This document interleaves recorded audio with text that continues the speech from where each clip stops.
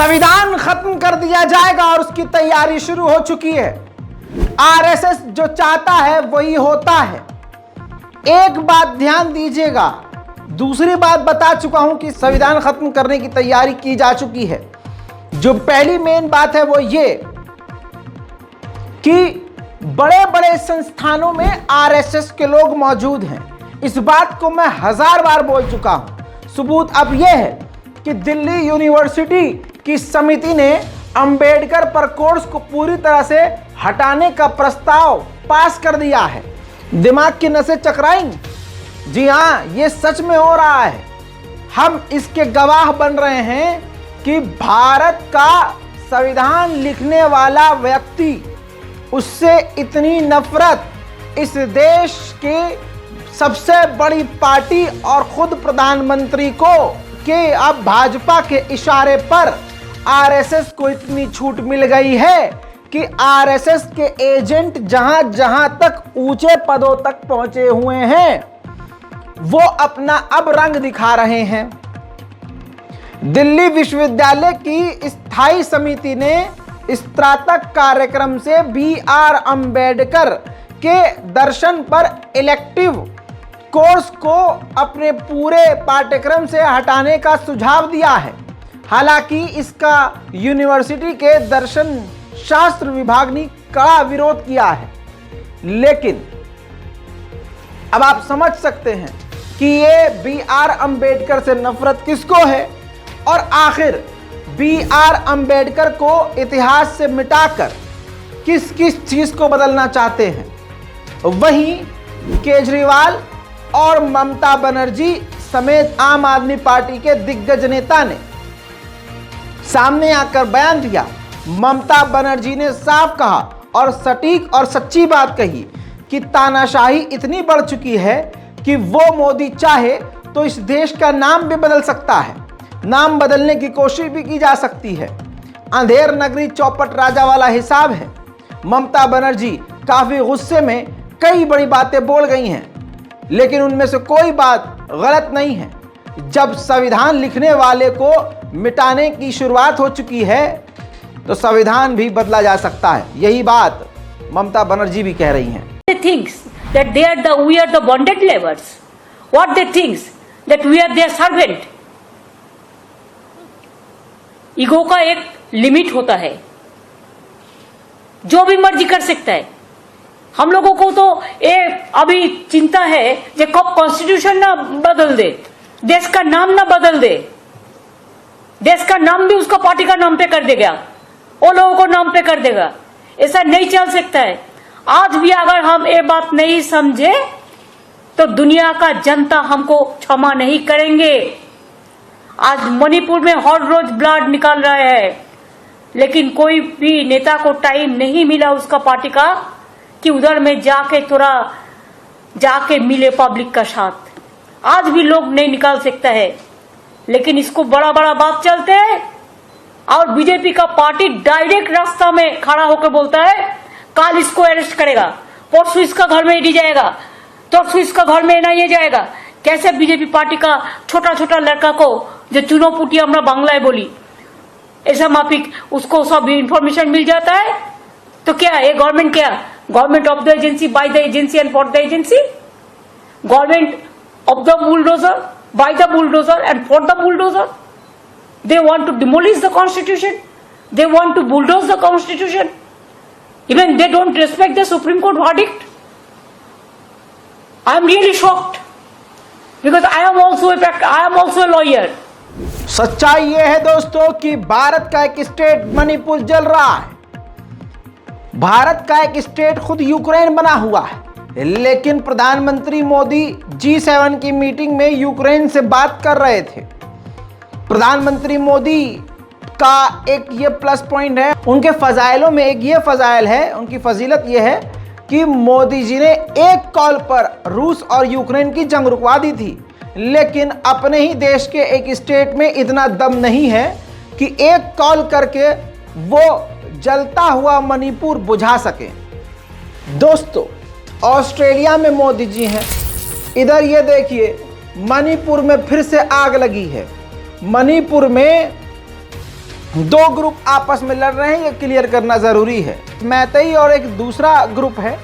कहने का मतलब आसान सा ये है कि हिंदू और ईसाई वहाँ धर्म के लोग हैं, जिनमें दोनों में बहुत खतरनाक टकराव है। दोस्तों, मोदी जी ऑस्ट्रेलिया में अपने आप को बॉस कहलवाकर खुश हो रहे हैं, और इधर भारत में एक स्टेट पूरी तरह से यूक्रेन बना हुआ है। ये तस्वीर आप देख रहे हैं, मणिपुर की है। मणिपुर इतना उखड़ चुका है, यहां तक कि मणिपुर के बीजेपी के विधायकों ने लेटर लिखा है गृह मंत्रालय और मोदी को कि आप हमारे स्टेट को अलग कर दीजिए, हमारे इलाके जो हैं वो अलग। तो टुकड़े टुकड़े की मांग करने वाला भारतीय जनता पार्टी का नेता होता है। उधर मोदी जी अपनी तारीफों के पुल बटोरवा रहे हैं कि बटोरो, मीडिया कवर करो। देखो मेरा पैर छुआ इसने, देखो मुझे बॉस कहा उसने। इसमें ही मोदी जी खुश हैं। लेकिन ऐसा कैसे हो सकता है कि आप देश के बाप बने हुए हो और आपके देश में घर में एक कमरे में आग लगी हुई है, मणिपुर पूरी तरह से जल रहा है और तुम्हारे दिल को सुकून है? ऐसा कैसे? लेकिन मुझे लगता है मणिपुर को जानबूझकर जलने दिया जा रहा है, क्योंकि शायद ये बीजेपी का ही इसमें फायदा है। आपको पता है, मणिपुर के इस दंगे में 3 भारतीय जनता पार्टी के नेताओं को गिरफ्तार किया गया है, और उसके अलावा कई और लोग भी इस हिंसा में गिरफ्तार हैं। कल परसों मणिपुर के अलग अलग इलाकों में एक खास समुदाय के लोगों ने खाली पड़े हुए मकानों को भी फूंक दिया, जिसके बाद एक बार फिर से मणिपुर में हिंसा फैल गई और गिरफ्तार भारतीय जनता पार्टी के नेता हैं।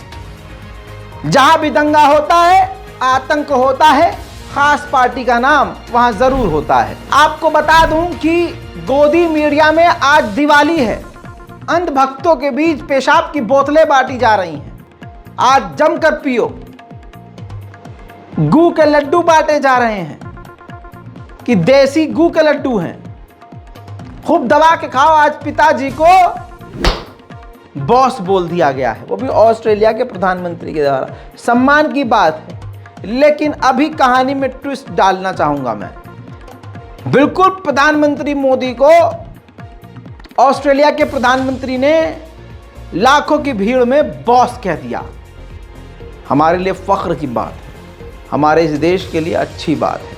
पहले आप देखिए, फिर कहानी में ट्विस्ट दिखाऊंगा जो आपसे छुपाया जा रहा है। I said to my friend the Prime Minister before, the last time I saw someone on the stage here was Bruce Springsteen, and he didn't get the welcome that Prime Minister Modi has got.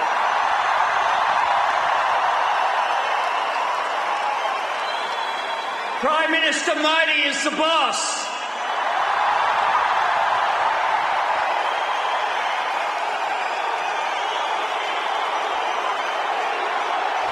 देखा, इसीलिए भक्तजनों में आज दिवाली जैसा माहौल है। मुंह से पट पट पट पट धुपा धुपा धुपा पट पट पट पट पट।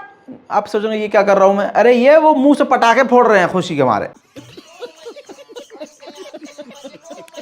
अब आप कहेंगे भाई मुंह से क्यों फोड़? भाई एक बात होता, पूरा दिन ट्वीट और रीट्वीट और कॉपी पेस्ट करते हैं, इससे 20, 25, 30, 45, 40, 100, 200 रुपये कमा लेते हैं दिहाड़ी।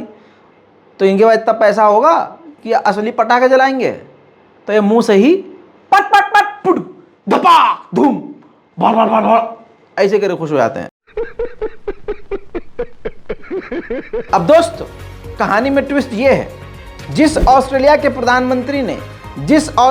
ने प्रधानमंत्री को दो बॉस कहा है, उसी ऑस्ट्रेलिया की संसद में भारत के प्रधानमंत्री और गुजरात दंगों पर बनाई गई फिल्म जो बीबीसी ने बनाई थी, याद है ना, जिसे भारत ने बैन कर दिया था। ऑस्ट्रेलिया की संसद में उस फिल्म को दिखाया जाएगा, स्पेशल कास्ट किया जाएगा। और ऐरी गैरी जगह नहीं, भारत में जो बैन 2002 के दंगों पर आधारित फिल्म है, बीबीसी की डॉक्यूमेंट्री, ऑस्ट्रेलिया की संसद में दिखाई जाएगी। जनवरी 2023 में रिलीज हुई BBC documentary India the Modi question को भारत में रिलीज होने के बाद तुरंत बैन कर दिया था।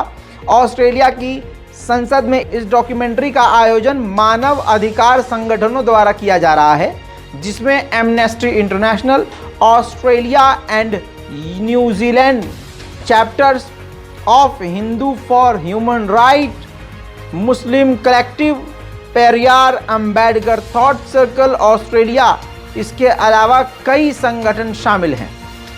स्क्रीनिंग के समापन के बाद यानी स्क्रीनिंग के बाद गुजरात दंगों और भारत के बारे में चर्चा होगी। इस चर्चा में जेल में बंद आईपीएस संजीव भट्ट की बेटी आकाशी भट्ट और भारत में एमनेस्टी इंटरनेशनल के पूर्व प्रमुख आकार पटेल वक्ता होंगे, स्पीकर होंगे। यानी मोदी के लिए, भाजपा के लिए ये एक बुरी बात है, बहुत बुरी खबर है।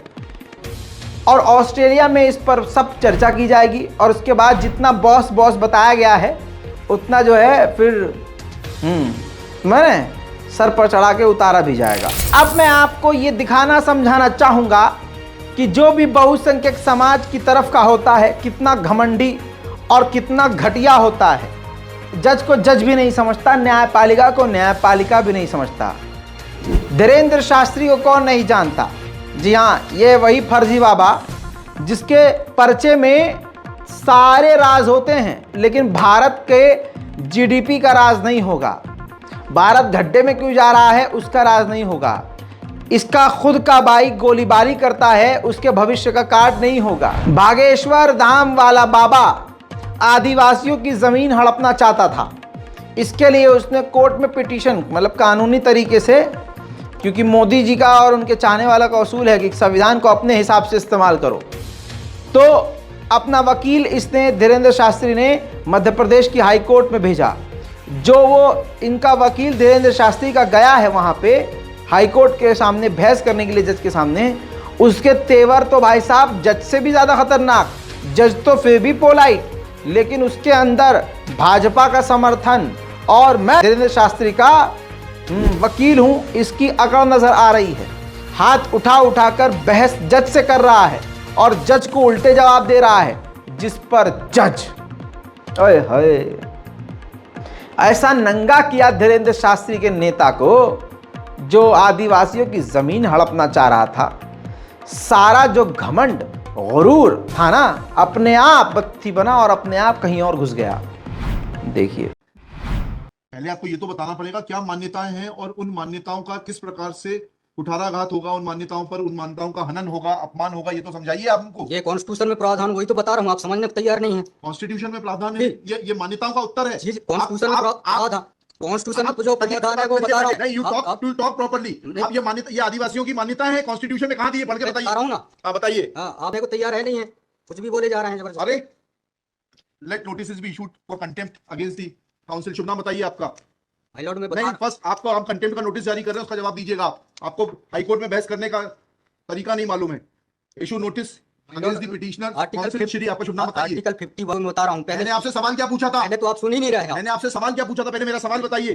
तो सवाल ये मैं जो आर्गुमेंट, पहले मेरा सवाल का उत्तर दीजिए आप। मैं आर्गुमेंट कर रहा हूँ उसको आप पहले सुने।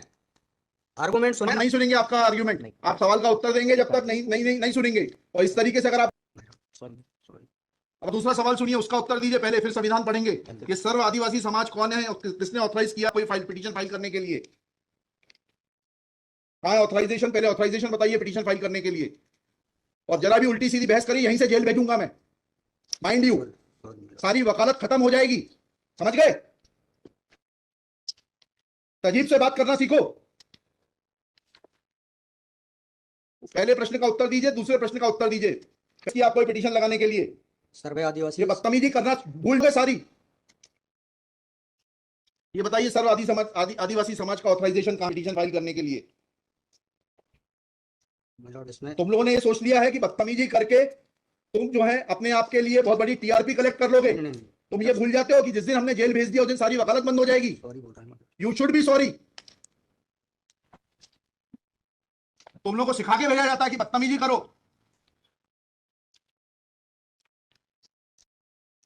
प्रश्न का उत्तर नहीं दो और बदतमीजी करोगे, और फिर बोलते हो आप सुन नहीं रहे। हम पिटीशन पढ़ के आते हैं, हमें मालूम है क्या सवाल पूछना है। देखा दोस्तों, कर दिया ना नंगा। लेकिन आपने ये देखा कि क्या गुरूर था उसका। किसी का तो हाथ होगा ना उसके ऊपर जो इतना वो भौंक रहा था। दोस्तों, अब बड़ी खबर की तरफ बढ़ते हैं। द केरला स्टोरी सिर्फ मुसलमानों के खिलाफ एक प्रोपेगेंडा वाली फिल्म है जिसे अफसोस के साथ इस देश का प्रधानमंत्री प्रमोट करता है। तौबा तौबा, बहुत अफसोस का मकाम है। शुक्ला एक हैं, आरटीआई उन्होंने डाली, सरकार से ही पूछा कि ज़रा आप बताइए 32,000 लड़कियां हिंदू और ईसाई समाज की जो मुसलमान हुई हैं उनका आप ऑफिशियल डाटा दीजिए। उन्होंने जो आरटीआई का रिप्लाई आया है ना, तो उस एक्टिविस्ट ने, कुणाल शुक्ला ने सारी वो पोस्ट कर दी हैं चीज़ें। लिखते हैं कि फिल्म द केरला स्टोरी के आधार पर दावा किया गया कि 30,000 हिंदू ईसाई लड़कियों को इस्लाम में धर्मांतरण करवाकर आतंकवादी संगठन में भेजा गया। आरटीआई से जब मैंने इस संदर्भ में जानकारी मांगी तो जवाब आया कि देश के गृह मंत्रालय के पास कोई ऐसा सबूत और आंकड़ा उपलब्ध नहीं है। इंफॉर्मेशन नील है, यानी कोई इंफॉर्मेशन ही नहीं है।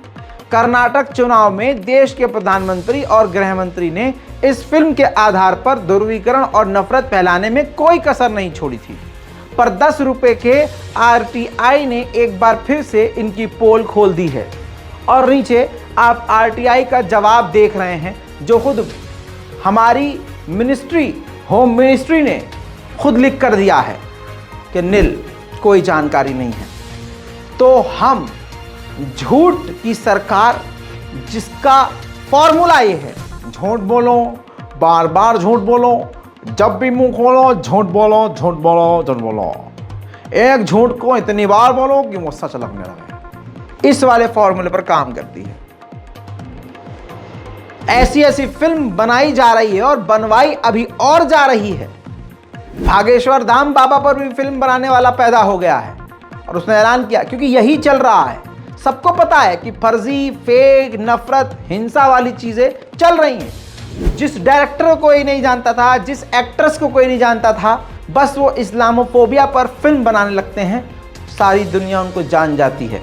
अनबक सारा दिन उनकी तालियां बजा बजा कर पोस्ट को रीशेयर करते हैं। ये इस देश का हाल है। इस्लामोफोबिया वाला भारत बन चुका है। बनाने वाला कौन है मुझे नाम लेने की ज़रूरत नहीं है। इस रिपोर्ट पर अपनी राय लिखिए, कमेंट कीजिए, चैनल को सब्सक्राइब कीजिए। और आपको पता है कि हमारे चैनल पर ऐड नहीं चलता है, हमारी वीडियोस पर ज़्यादातर ऐड नहीं चलता है। ये है बारकोड। अगर आप चाहते हैं कि चैनल कंटिन्यू चलता रहे तो आगे आइए और टीम रज़ाग्राफी की मदद कीजिए। जय हिंद।